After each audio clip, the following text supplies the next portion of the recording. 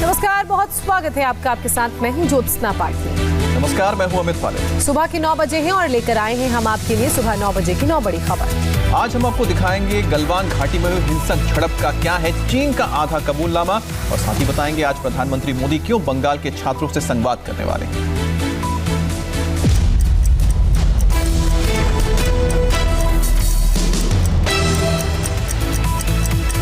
चीन ने पहली बार माना है कि गलवान घाटी में हुई हिंसक झड़प में उसके भी सैनिक मारे गए थे।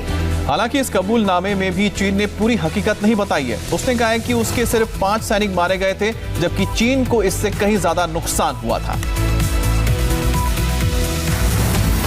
पिछले साल 16 जून को गलवान घाटी में हुई हिंसक झड़प पर चीन ने पहली बार माना है कि झड़प में उसके भी सैनिक मारे गए थे, लेकिन चीन ने इस पर भी झूठ बोल दिया। दरअसल चीन ने पीएलए गलवान में तैनात अपने सैनिकों को सम्मानित करने का ऐलान किया है। चीन की सेंट्रल मिलिट्री कमीशन ने गलवान घाटी में तैनात 5 सैनिकों को सम्मानित किया है। इसीलिए चीन को दुनिया को यह बताना पड़ा कि गलवान में भारतीय सैनिकों से लड़ते हुए उसको नुकसान हुआ था। चीन ने बताया कि इन 5 सैनिकों की गलवान घाटी में मौत हो चुकी है। पिछले साल 16 जून को हुई हिंसक झड़प पर चीन ने अभी तक कभी भी नहीं माना था कि इसमें उसके भी जवान शहीद हुए।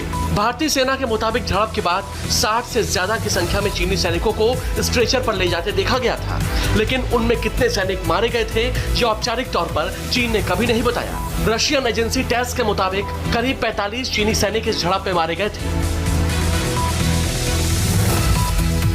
विश्व भारती विश्वविद्यालय में आज प्रधानमंत्री नरेंद्र मोदी का संबोधन है। पिछले 2 महीने में ये दूसरी बार होगा जब प्रधानमंत्री मोदी पश्चिम बंगाल की ऐतिहासिक यूनिवर्सिटी के छात्रों से रूबरू होंगे।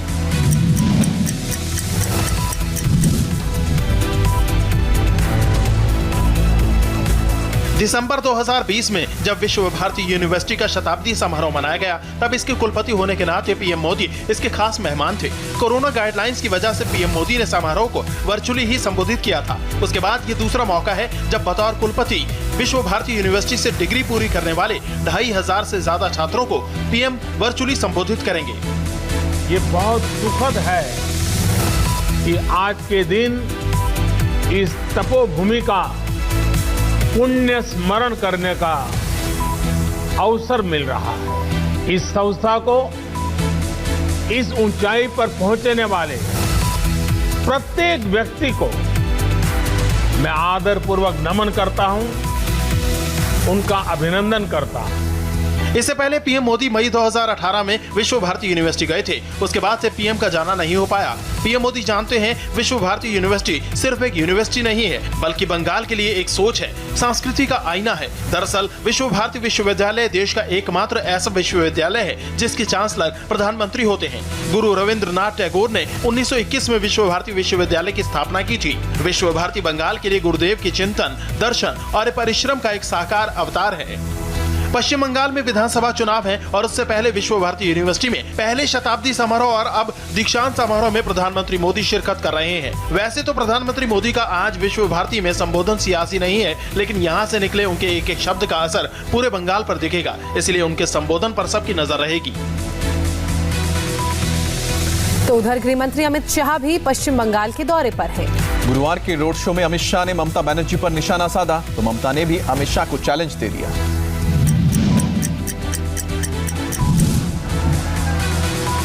गुरुवार की चुनावी सभाओं में ममता बनर्जी और अमित शाह के बीच टक्कर आमने सामने की हुई। दोनों की चुनावी सभाएं 24 परगना जिले में थी, जिनमें जबरदस्त वार पलटवार हुए।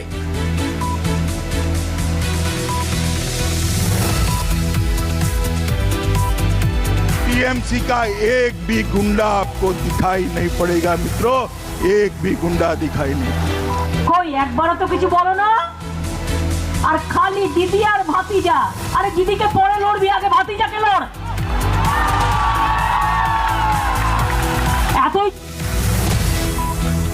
पश्चिम बंगाल की गर्माती राजनीति में संयुक्त किसान मोर्चा कूदने को तैयार है, और इसका ऐलान रेल रोको अभियान के दौरान किसान नेता राकेश टिकैती ने किया।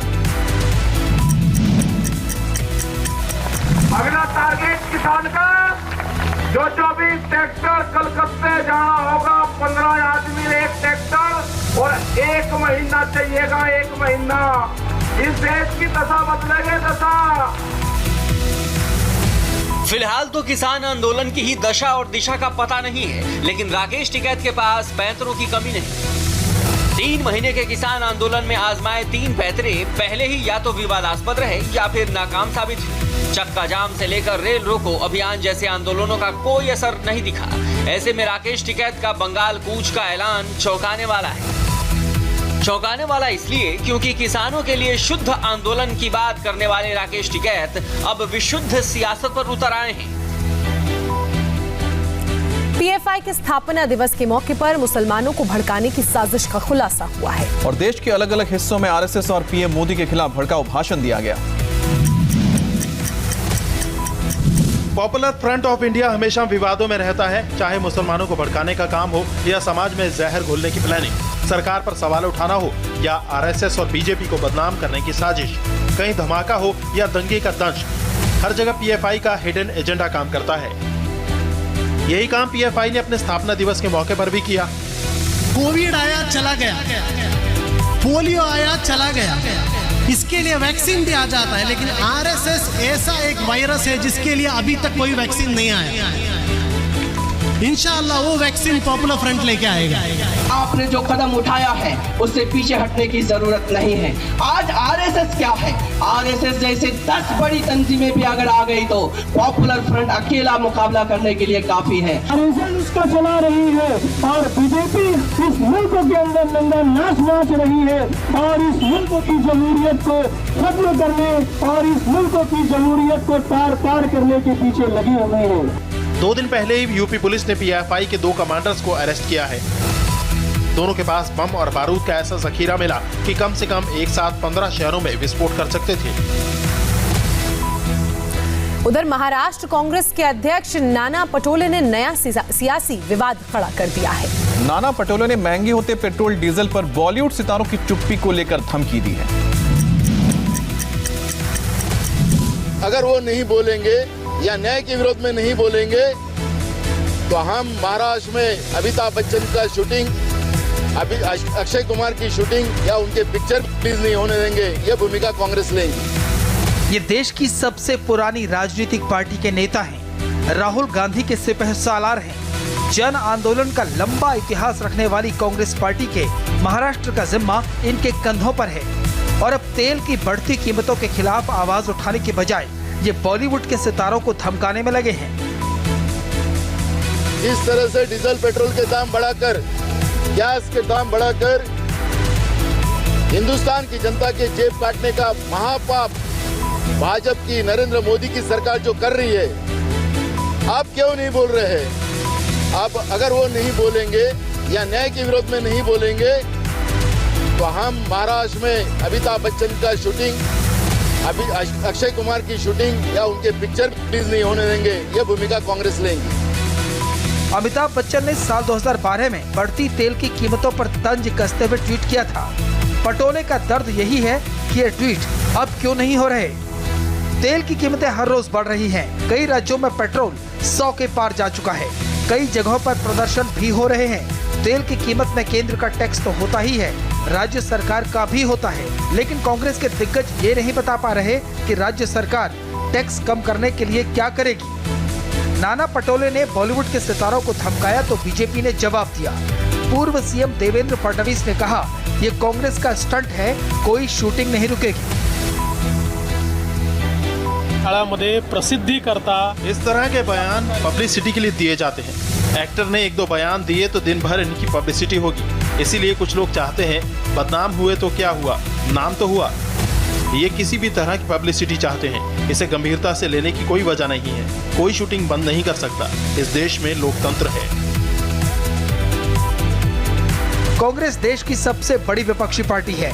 संसद के दोनों सदनों में उसके नेता मुख्य विपक्षी दल के नेता हैं। लेकिन आंदोलन के लिए बॉलीवुड के सितारों को धमकाने के तौर तरीके बता रहे हैं कि कांग्रेस को अभी जमीनी लड़ाई लड़ने के लिए लंबी कवायद करनी पड़ेगी।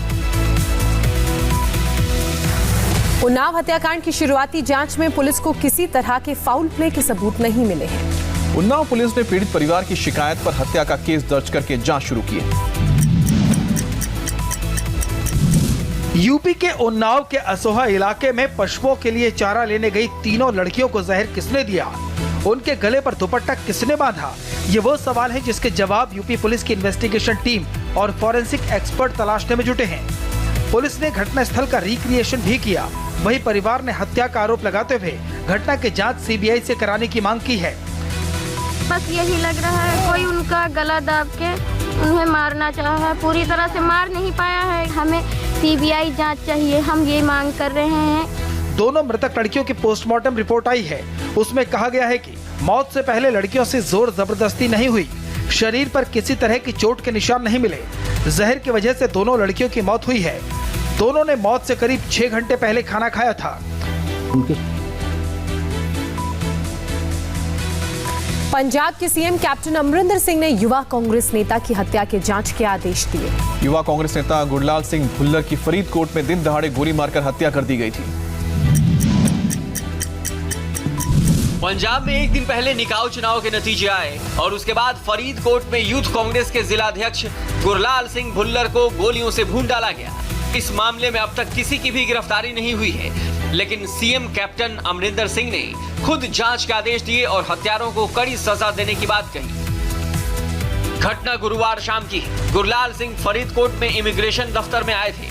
जैसे ही वो दफ्तर से मोबाइल पर बातचीत करते हुए अपनी कार के पास पहुंचे, फौरन घात लगाए बैठे 2 नकाबपोश बदमाश आए और गुरलाल सिंह पर ताबड़तोड़ फायरिंग शुरू कर दी। गोली लगते ही गुरलाल सिंह जमीन पर गिर पड़े। इसके बाद बदमाश मौके से फरार हो गए। हत्या की ये पूरी वारदात सीसीटीवी कैमरे में कैद हो गई। स्थानीय लोगों की मदद से गंभीर रूप से जख्मी गुरलाल सिंह को तुरंत श्री गुरु गोविंद सिंह मेडिकल कॉलेज ले जाया गया, जहां डॉक्टरों ने उन्हें मृत घोषित कर दिया। 10 तो बाद फायर होने करीब 12-13 है मिले बंदे हमारे एग्जैक्ट नहीं पता, पर आइडिया है, जस्ट उम्मीद अभी शायद 2 बंदे। जिला परिषद के सदस्य गुरलाल सिंह के हत्यारों की तलाश में पुलिस ने नाकेबंदी शुरू कर दी है। एक दिन में 5000 कोरोना के मामलों ने महाराष्ट्र सरकार की चिंता बढ़ा दी है। और गुरुवार को महाराष्ट्र के स्वास्थ्य मंत्री भी कोरोना पॉजिटिव पाए गए। महाराष्ट्र में एक बार फिर कोरोना आउट ऑफ कंट्रोल हो गया है। तेजी से कोरोना पॉजिटिव मरीजों की संख्या में इजाफा हो रहा है। उद्धव सरकार ने चिंता जताते हुए वरिष्ठ अधिकारियों के साथ इमरजेंसी बैठक की, तो वहीं बीएमसी ने सख्ती से कोरोना गाइडलाइन का पालन कराने की बात कही है। हालात ये है कि महाराष्ट्र सरकार के 2 मंत्री और एक बीजेपी सांसद कोरोना की चपेट में आ गए हैं, जिसमें स्वास्थ्य मंत्री राजेश टोपे, जल संसाधन मंत्री जयंत पाटिल और बीजेपी सांसद रक्षा खड़से शामिल हैं। महाराष्ट्र में करीब 2.5 महीने बाद इतनी बड़ी संख्या में लोग कोरोना के शिकार हुए हैं। पिछले 24 घंटे में 5427 लोग कोरोना पॉजिटिव हुए हैं। सबसे ज्यादा प्रभावित इलाकों अकोला, यवतमाल, अमरावती में वीकेंड लॉकडाउन लगाने का फैसला किया गया है। तीनों शहरों में 10 दिन के लिए स्कूल बंद कर दिए गए हैं। बढ़ते मामलों को देखते हुए मुंबई में बीएमसी ने सख्त गाइडलाइन जारी की है। 1 मार्च से महाराष्ट्र विधानसभा का बजट सत्र शुरू होना है, लेकिन कोरोना संकट के बीच राज्य का बजट सत्र अधर में लटक गया है। कुल मांग ये है कि कम से कम 4 सप्ताह तक ये सत्र चलना ही चाहिए। सत्र का कारोबार भी 8 दिन का तय हुआ है। फिर 25 तारीख को फिर से बीएससी की बैठक होगी और उसमें अंतिम सत्र का जो कामकाज है उसके ऊपर अंतिम निर्णय होगा। बजट सत्र पर अंतिम फैसला 25 फरवरी को होगा, लेकिन उससे पहले कोरोना के हालात को देखते हुए महाराष्ट्र में शिवाजी जयंती पर होने वाले समारोह को रोक दिया गया है। अभी रुकेंगे एक ब्रेक के लिए और ब्रेक के बाद देखिए घाटी में सुरक्षा बलों को कैसे मिली बड़ी कामयाबी।